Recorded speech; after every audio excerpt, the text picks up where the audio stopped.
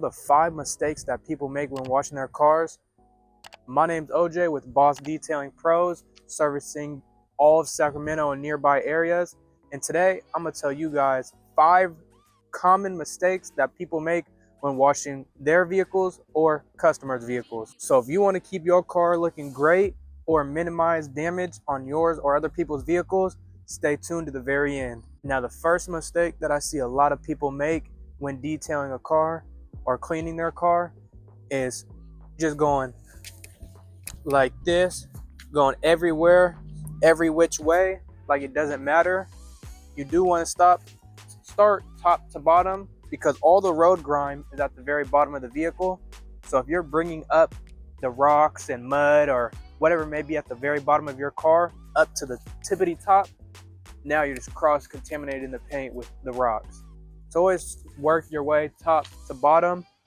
And I see a lot of people do this mistake just simply because they're uneducated, or some detailers do it on raggedy vehicles because they don't care. The second mistake I see a lot of people make when washing their vehicles is they go in circles. They wash the paint like this, and what that does is it creates those circled swirl marks that you then see if the equipment's dirty, but it enhances that.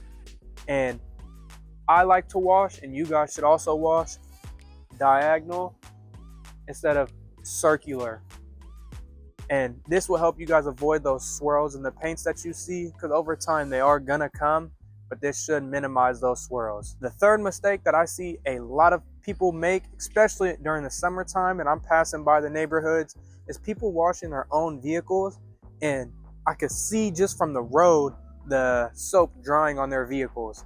What this will do is it will, one, leave watermarks.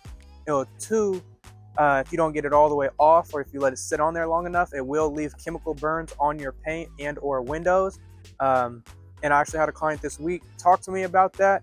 So make sure that you guys get the soap and water off in a timely manner, or else you will have to call OJ with Boss Detailing Pros out to get them water spots gone. But trust me, I don't mind. And if that's you, link in bio, go ahead and book me, call me, and I'm on my way. Let's go. The third mistake that a lot of people use or do when detailing, this is for detailers especially, working on very dirty rims, is a lot of us use acid. That's no secret. And when you use that acid, a lot of people let it sit on there too long, which then creates those acid burns. And to be honest, that is a very, very tough fix. So if you are using acid, you're, one, gonna have to pay out your customer for some new rims, or two, make sure you use non-acidic wheel cleaner, or do it in the shade, and do not let it dry. Don't let it dry. Let me know down in the comments below if you have ever made any of these mistakes. If so, which one was it? The fourth mistake that a lot of people make when washing their vehicles is simply taking it through an automatic car wash that does touch the paint. What that does, if you guys don't know already, I already told you, we don't like going in circles.